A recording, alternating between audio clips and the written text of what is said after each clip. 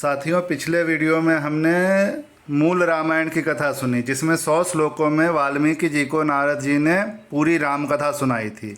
अब आज की कथा में हम रामायण जी का बैकग्राउंड की कथा सुनेंगे, जहां वाल्मीकि जी ने सृष्टि की प्रथम काव्य की रचना की और ब्रह्मा जी ने उन्हें रामायण रचने का आदेश दिया।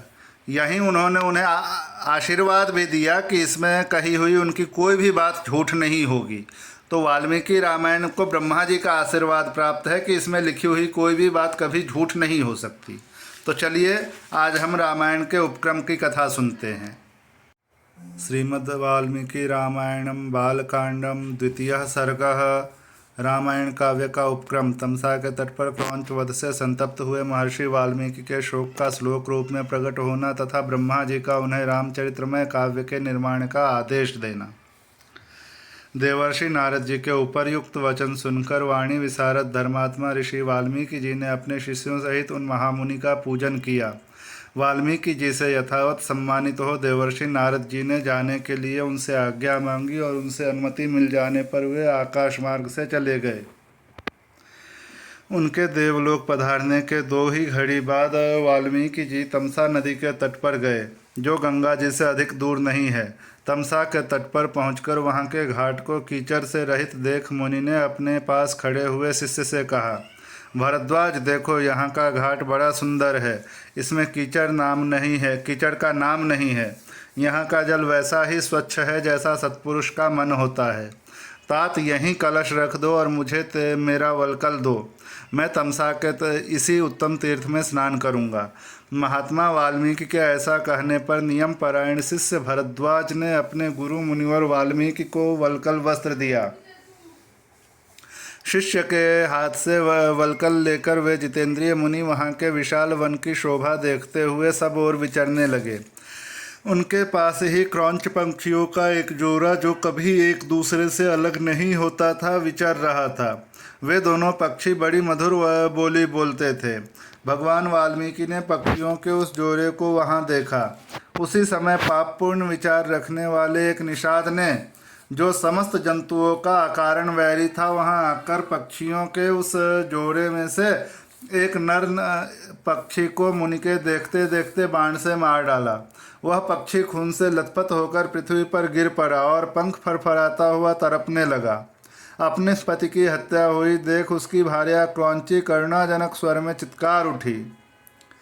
उत्तम पंखों से युक्त वह पक्षी सदा अपनी भार्या के साथ साथ विचरता था। उसके मस्तक का रंग तांबे के समान लाल था और वह काम से मतवाला हो गया था। ऐसे पति से वियुक्त होकर क्रौंची बड़े दुख से रो रही थी। निषाद ने जिसे मार गिराया था, उस नर पक्षी को वह दुर्दशा देख उन धर्मात्मा ऋषि को बड़ी दया आई। स्वभावतः करुणा का अनुभव करने वाले ब्रह्मर्षि ने यह अधर्म हुआ है ऐसा निश्चय करके रोती हुई क्रौंची की ओर देखते हुए निषाद से इस प्रकार कहा, माँ निषाद प्रतिष्ठां त्वम गमः शाश्वती समाः यत् क्रौंच मिथुनादेकम् अवधीः काम मोहितम्। ये विश्व की प्रथम काव्य कही जाती है। वाल्मीकि जी ने काव्य के रूप में उस निषाद को शाप दिया था और ये पहला काव्य रचना है विश्व का। इसका अर्थ है, निषाद, तुझे नित्य निरंतर कभी भी शांति ना मिले, क्योंकि तूने इस क्रौंच के जोड़े में से एक की जो काम से मोहित हो रहा था, बिना किसी अपराध के ही हत्या कर डाली है। बहुत से अनुभवी कथाकार और संत इसी एक श्लोक में पूरे रामायण की बालकांड से लेकर उत्तरकांड तक की कथा समाहित कर देते हैं। वो बहुत अच्छी कथा कहते हैं इस एक श्लोक पर। अब आगे चलते हैं।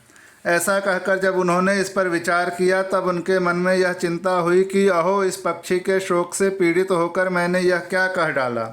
यही सोचते हुए महाज्ञानी और परम बुद्धिमान मुनिवर वाल्मीकि एक निश्चय पर पहुंच गए और अपने शिष्य से इस प्रकार बोले, तात, शोक से पीड़ित हुए मेरे मुख में जो वाक्य निकल पड़ा है, यह 4 चरणों में आबद्ध है। इसके प्रत्येक चरण में बराबर बराबर यानी 8-8 अक्षर हैं तथा इसे वीणा के लय पर गाया भी जा सकता है। अतः यह मेरा वचन श्लोक रूप अर्थात श्लोक नामक छंद में आबद्ध काव्य रूप या यशः स्वरूप होना चाहिए, अन्यथा नहीं।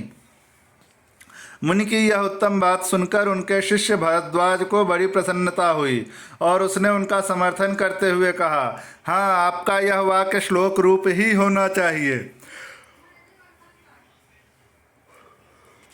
शिष्य के इस कथन से मुनि को विशेष संतोष हुआ। तत्पश्चात उन्होंने उत्तम तीर्थ में विधि पूर्वक स्नान किया और उसी विषय का विचार करते हुए वे आश्रम की ओर लौट पड़े। फिर उनका विनीत एवं शास्त्रज्ञ शिष्य भरद्वाज भी वह जल से भरा हुआ कलश लेकर गुरुजी के पीछे पीछे चला। शिष्य के साथ आश्रम में पहुंचकर धर्मज्ञ ऋषि वाल्मीकि जी आसन पर बैठे और दूसरी दूसरी बातें करने लगे, परंतु उनका ध्यान उस श्लोक की ओर ही लगा था। इतने ही में अखिल विश्व की सृष्टि करने वाले सर्वसमर्थ महातेजस्वी चतुर्मुख ब्रह्मा जी मुनिवर वाल्मीकि से मिलने के लिए स्वयं उनके आश्रम पर आए। उन्हें देखते ही महर्षि वाल्मीकि सहसा उठकर खड़े हो गए। वे मन और इंद्रियों को वश में रखकर अत्यंत विस्मित हो हाथ जोड़े चुपचाप कुछ काल तक खड़े ही रह गए, कुछ बोल न सके।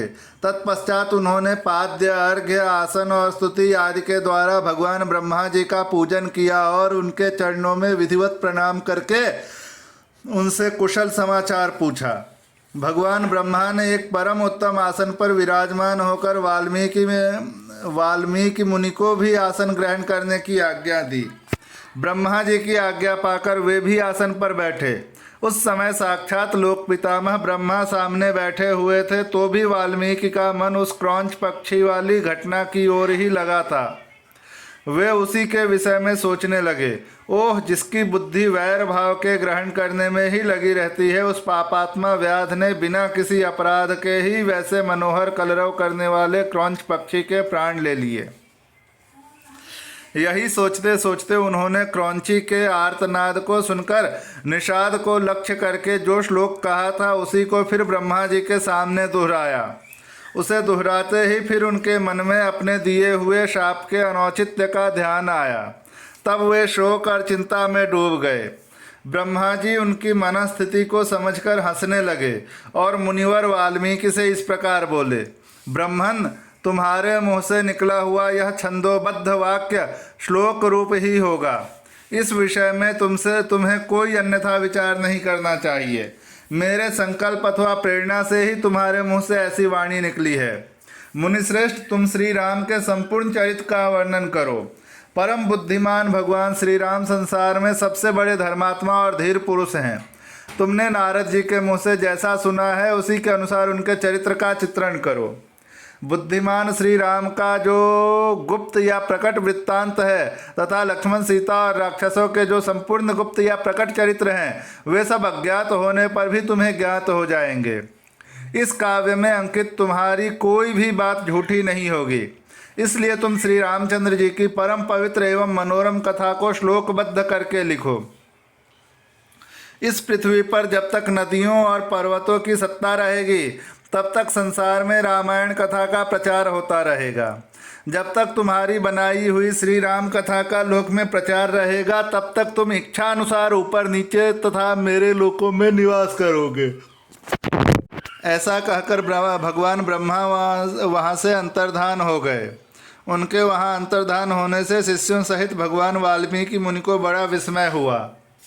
तदनंतर उनके सभी शिष्य अत्यंत प्रसन्न होकर बार बार इस श्लोक का गान करने लगे तथा परम विस्मित हो परस्पर इस प्रकार कहने लगे, हमारे गुरुदेव महर्षि ने क्रौंच पक्षी के दुख से दुखी होकर जिस समान अक्षर वाले 4 चरणों से युक्त वाक्य गान किया है वह है तो उनके हृदय का शोक, किंतु उनकी वाणी द्वारा उच्चारित होकर श्लोक रूप हो गया है। इधर शुद्ध अंतःकरण वाले महर्षि वाल्मीकि के मन में यह विचार हुआ कि मैं ऐसे ही श्लोकों में संपूर्ण रामायण काव्य की रचना करूं। यह सोचकर उदार दृष्टि वाले उन यशस्वी महर्षि ने भगवान श्री रामचंद्र जी के चरित्र को लेकर हजारों श्लोकों से युक्त महाकाव्य की रचना की, जो उनके यश को बढ़ाने वाला है। इसमें श्री राम के उदार चरित्रों का प्रतिपादन करने वाले मनोहर पदों का प्रयोग किया गया है। महर्षि वाल्मीकि के बनाए हुए इस काव्य में तत्पुरुष आदि समासों, दीर्घ गुण आदि संधियों और प्रकृति प्रत्यय के संबंध का यथायोग्य निर्वाह हुआ है। इसकी रचना में समता, पतत, प्रकर्ष आदि दोषों का अभाव है। पदों में माधुर्य है और अर्थ में प्रसाद गुण की अधिकता है। भावुक जनों, इस प्रकार शास्त्रीय पद्धति के अनुकूल बने हुए इस रघुवर चरित्र और रावण वध के प्रसंग को ध्यान देकर सुनो।